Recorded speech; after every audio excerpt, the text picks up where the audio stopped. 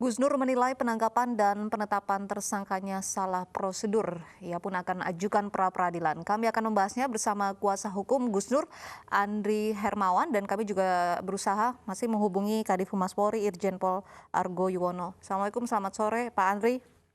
Selamat sore, Assalamualaikum warahmatullahi wabarakatuh. Pak, apakah penangguhan penahanan terhadap Gus Nur sudah diajukan, Pak? Tadi saya sudah hubungi sama rekan saya yang mendampingi Gus Nur di Jakarta. Informasinya sudah diajukan penangguhan penahanan. Tapi belum ada tanggapan begitu dari polisi terkait penangguhan penahanan ini? Mungkin nanti kan masih dipelajari dulu ya Mbak, karena kemarin kan Gus Nur baru selesai di BAP, kemudian Gus Nur ditahan, tentunya upaya dari kuasa hukum mengajukan permohonan penangguhan penahanan tersebut. Pak, Anda dan juga tim Anda merasa penangkapan Gus Nur ini tidak prosedural, bahkan terkesan arogan. Mengapa, Pak?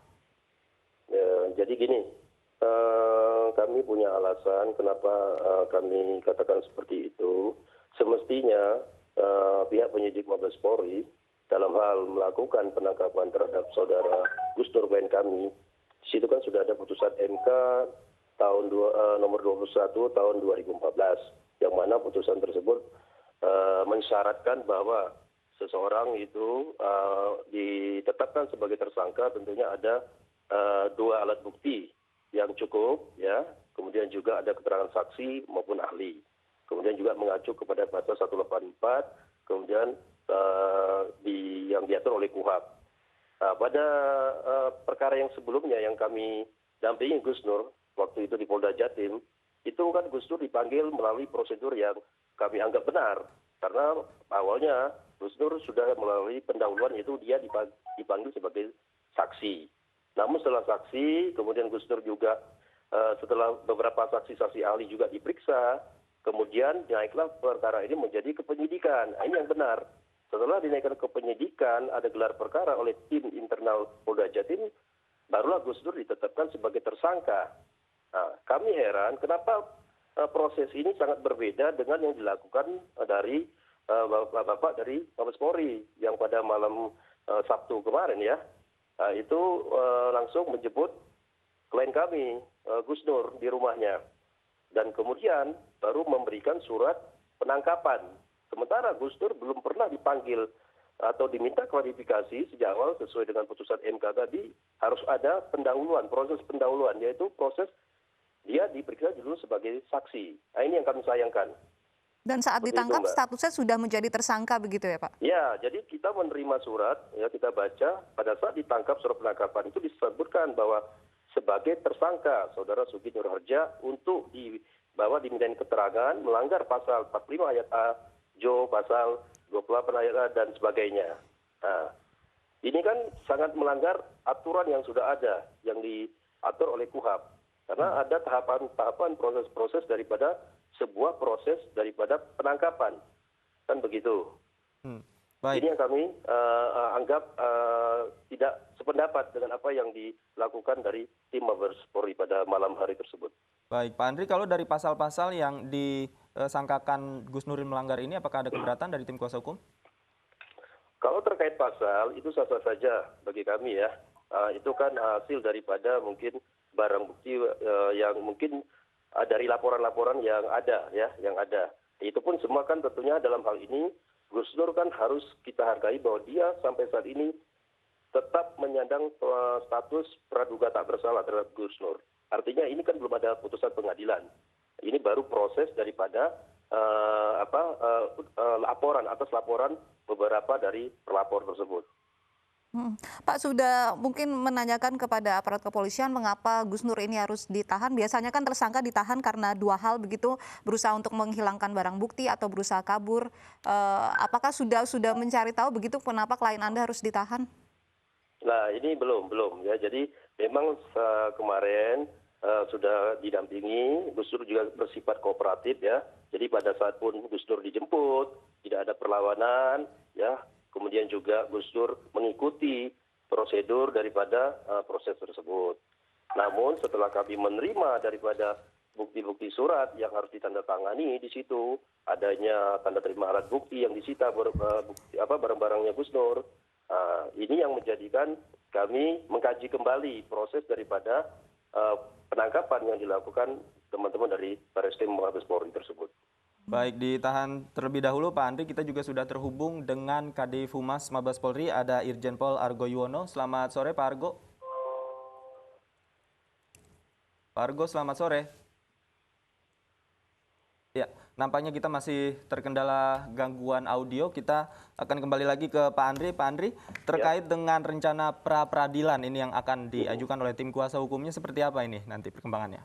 Tentunya kalau pra-peradilan ini kan materi ya Mas ya. Tentunya kami sudah menyiapkan sedemikian rupa, ini sudah siap 90% bahan pra-peradilan yang akan kami ajukan nanti. Namun untuk kita mendaftarkan ini kami akan beritahu nantinya Mas. Pak, ini yang dilaporkan kan terkait ucapan Gus Nur di dalam kanal video begitu tanggal yang diupload 16 Oktober begitu. Apakah Anda sudah menanyakan begitu klien Anda sebenarnya motivasi apa yang melatar belakangi ia menyebutkan hal yang akhirnya sekarang diperkarakan begitu? Oh. Jadi kita tahu sendiri memang Gus Nur stylenya dalam hal dia menyampaikan sesuatu memang agak sedikit mengkritik dan keras. Artinya dia kan diberikan kebebasan berpendapat sebagai warga negara Indonesia. Itulah gayanya Gus Nur. Ketika ada ucapan tadi yang menyinggung ya dari teman-teman NU, tentunya kita hargai ada laporan tersebut. Kemudian motivasi Gus Nur sebenarnya dia hanya sifatnya hanya mengkritik ya, mengkritik saja. Tapi tentunya kami hargai ada laporan yang masuk sesuai dengan hukum yang berlaku. Ya silakan aja, tentunya kami juga siap untuk nanti memberikan bantuan hukum Gus Nur secara maksimal. Seperti yang sudah kami lakukan di persidangan yang sudah diputus juga di Pengadilan Negeri Surabaya. Ya, baik. Kita juga sudah terhubung dengan Wakil Ketua Lembaga Pusat Bantuan Hukum Nahdlatul Ulama, ada Bapak Amsori. Selamat sore, Pak Amsori. Assalamualaikum. Selamat sore, waalaikumsalam warahmatullahi wabarakatuh. Baik, Pak Amsori, kita melihat kasus yang dikenakan kepada Gus Nur ini, seperti apa pandangan dari Nahdlatul Ulama sendiri? Ya, pandangan dari Nahdlatul Ulama sendiri ya pada dasarnya ya tidak ada apa-apa ya. Kami semua percayakan kepada hukum yang berlaku di Indonesia. Namun kami dari LPBH PBNU semoga kasus ini cepat selesai. Karena pada dasarnya setiap manusia kan akan dimintai pertanggungjawabannya. Karena setiap kita adalah pemimpin dan setiap pemimpin akan dimintai pertanggungjawabannya baik di segi dunia maupun di akhirat kan begitu. Apabila menghadapi masalah hukum ya tinggal hadapi apa aja pasal yang dikenakan. Oleh karena itu pada prinsipnya kami selaku warga Nahdliyin ingin sebagai umat yang moderat gitu ya, ingin di Indonesia ini dalam kehidupan beragama, berdakwah, semua ulama menjadi ulama yang warasatul anbiya, bukan ulama yang menjadi provokator, tapi ulama yang memberikan motivator, memberikan kenyamanan dan suasana dingin terhadap umat dan sebagainya. Intinya, mari kita jaga Indonesia Raya ini, Indonesia negeri tercinta, dari dakwah-dakwah yang memang kira-kira bukan hanya merangkul umat, tapi juga mengajak umat untuk ke jalan yang lebih baik, yang mana Indonesia ini sudah menjadi dan seharusnya menjadi negeri yang baldatun thayyibatun warubun ghafur. Artinya kepada saudara kami Ahina Sugik, ya semoga apa yang beliau lakukan hal ini ya bisa sadar. Oleh karena itu bagaimanapun dalam hal dakwah tetap menjadi kembali ke hitohnya gitu ya, kalau bahasa Nahdliyin itu ya menjadi orang baik untuk di Indonesia negeri tercinta ini, karena bukan hanya umat Islam, dan juga agama yang lain yang tinggal di Indonesia. Oleh karena itu satu pesan kami untuk para pendakwah, tidak hanya yang lainnya ya, itu marilah kita merangkul bukan memukul dan menghindari dari berita-berita hoax dan lain sebagainya. Karena itu pada saudara Mas Sugik ya kita jalani saja proses hukum yang kita percayakan kepada polisian dalam pengadilan Indonesia, yang mana saya yakin bahwa polisi bekerja sangat promoter gitu ya, profesional, modern dan terpercaya. Dan untuk rekan kuasa hukum, ya silakan membela pada saudara kita, yang mana proses-proses hukum nanti akan terus dijalani kan seperti Baik. itu.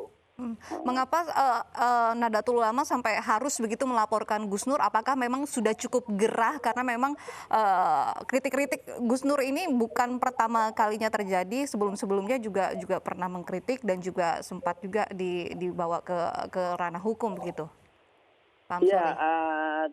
sebenarnya NU sendiri sebagai lembaga besar untuk menghadapi orang-orang yang perorangan seperti itu sebenarnya tidak geram, karena kami pada prinsipnya ya kita biasa digoyang dengan badai, hanya sebentar gerimis saja kita nggak takut begitu. Artinya persoalan-persoalan kecil ini sudah biasa dari zaman Syekh Masari, Mbah Hashim dan sebagainya sampai sekarang sampai Mbak Gus Dur dan sebagainya. Untuk kritik-kritik kecil kita bukan hamba amatiran, ya, karena kita juga tidak haus dengan kerugian manusia, kita juga tidak takut dengan caci maki, karena kita bukan hamba amatir. Namun untuk Gus Sugeng atau Sugeng Nur ini ya mungkin ada kaum Nahdliyin yang merasa gerah, gitu ya, gerah organisasi besarnya dihina dan sebagainya, atau kalau kita merasa cinta, hubul waton minal iman, cinta negeri saja kita membela negeri kita. Ini bicara organisasi Nahdliyin yang memang sudah mengakar, ya mungkin agak sedikit tergelitik gitu ya. Jadi kita percayakan proses hukum karena semua sama di hadapan hukum, dan pasal-pasal di KUHP maupun undang-undang kan jelas. Ya, tentang menghina dan sebagainya. Artinya ya nikmati saja. Ya, saja perbuatan-perbuatan kita. Nah, itu untuk para contoh untuk yang lain. Artinya di Indonesia ini tidak ada yang kebal hukum. Begitu. Ya. Baik. Saya ingin kembali ke Pak Andri. Pak Andri, jadi untuk saat ini apa nih yang menjadi fokus dari tim kuasa hukum, apa dulu yang akan diperjuangkan? Ya tentunya nanti materi-materi pra peradilan ya terkait hanya soal penetapan Gus Nur sebagai tersangka, ya proses daripada penangkapan tersebut itu aja nanti yang akan kita persoalkan ya, karena di lembaga pra peradilan ini kan memang menguji ya sah tidaknya satu penangkapan ataupun penyitaan, penggeledahan yang dilakukan oleh penyidik maupun kejaksaan kan, ini karena masih di penyidikan, ya tentunya itu yang kita uji. Jadi ini memang ada alurnya, ada tempatnya, sehingga ketidakpuasan atau kekecewaan kami pun ini akan kami tuangkan di pra peradilan. Tentunya nanti biar diuji di sana, apakah proses tersebut sah atau tidak. Jadi kita hargai aja nanti pra peradilan yang akan kami ajukan tersebut. Karena lembaga pra peradilan ini kan sebagai tempat untuk juga mengontrol ya kesewenang-wenangan daripada adanya kekeliruan atau kesewenangan dalam hal pemaksaan hukum, kan seperti itu. Karena kita kan semua sesuai dengan kaidah hukum, ada aturan hukum memang yang mengatur seorang kalau untuk ditetapkan sebagai tersangka ya harus melalui ya pemanggilan dulu sebagai saksi seperti kasus Gus Dur sebelumnya. Itu kami lewati semua. Nah, sekarang apa bedanya dengan kasus Gus Dur yang sekarang? Hanya mungkin pasalnya yang bertambah. Tetapi proses ini harus sama, ya kan? Apalagi sudah ada putusan MK ya nomor 21 PU garing 12 tahun 2014, kemudian juga pasal 184 Undang-Undang nomor 8 tahun 81 yang sesuai dengan KUHP. Nah, ini juga perlu ya kita ikuti proses seperti itu, Mas. Jadi nanti biar aja materi kami mungkin tidak sampaikan di sini ya. Jadi nanti kami akan sampaikan pada saat pra peradilan tersebut. Baik, Pak Amsori, ini rencananya kuasa hukum akan mengajukan penangguhan penahanan bahkan pra peradilan. Tanggapan apa Anda? Ya, itu kan hak dari seorang klien ya atau tersangka yang merasa itu sama sudah diatur dalam KUHP. Pra peradilan akibat salah atau salah prosedur, salah tangkap dan lain sebagainya. Itu sah-sah saja. Nanti kan pengadilan dari yang nyatakan bahwa benarkah status tersebut benar-benar tersangka atau tidak. Ya, nggak apa-apa, itu hak ya dari seorang tersangka atau dari kliennya. Oleh karena itu, saya yakin kalau memang nanti prosedur yang sudah dijalani ya tadi kembali lagi polisi tidak serta-merta menangkap seseorang apabila unsur-unsurnya tidak terpenuhi. Dan pengadilan juga saya yakin tidak ada intervensi. Nanti pengadilan juga bisa menilai dalam proses pengadilan karena pra-peradilan nanti hakimnya juga tunggal ya. Nah itu ya semoga tidak ada keberpihakan. Baik. Apabila benar Gus Sugik tadi bersalah atau tidak. Karena pernyataan tersangka ya silakan saja. Toh di Indonesia banyak yang melakukan pra-peradilan, ada yang diterima juga ditolak. Baik, kita tunggu proses hukum ke depannya seperti apa. Terima kasih Iya, Pak artinya Amsori dan Gus juga Sugik, Pak Andri Hermawan sudah bergabung bersama kami di ini sore.